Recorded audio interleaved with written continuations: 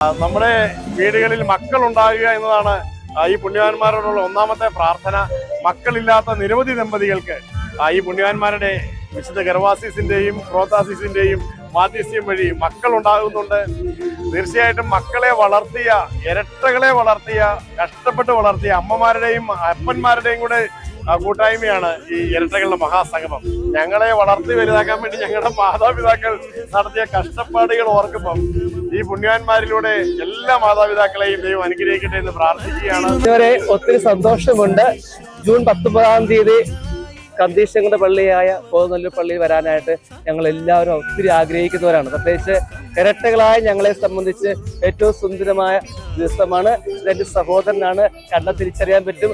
Father Sebastian, father Reginol. 2009 തൊട്ട് ഇന്ന് വരെയും ഒരു മുടക്കവും ഇല്ലാണ്ട് വരാൻ പറ്റുന്നത് ദൈവത്തിന്റെ കരുണയാണ്. കാരണം ഇരട്ടകളായി ജനിക്കാൻ പറ്റിയത് നമ്മുടെ ആരുടെയും കഴിവല്ല, ദൈവം നൽകിയതാണ്. വചനം പറയാറില്ലേ, മക്കൾ ദൈവത്തിന്റെ ദാനമാണെങ്കിൽ അതിനേക്കാൾ വലിയ ദാനമാണ് ഇരട്ടകളായിട്ട് ജനിക്കാൻ പറ്റുക, ജീവിക്കാൻ പറ്റുക, ഒന്നിച്ചായിരിക്കാൻ പറ്റുക, ഒന്നിച്ച് നീങ്ങാൻ പറ്റുക. ഈ ഒരു അനുഗ്രഹം എന്നും ഉണ്ടാകാൻ വേണ്ടി മാത്രമാണ് എല്ലാ വർഷവും ഞങ്ങൾ ഇവിടെ വരിക, ഇതിൽ പങ്കെടുക്കുക, സഭയ്ക്ക് വേണ്ടി പ്രാർത്ഥിക്കുകയും ചെയ്യുക.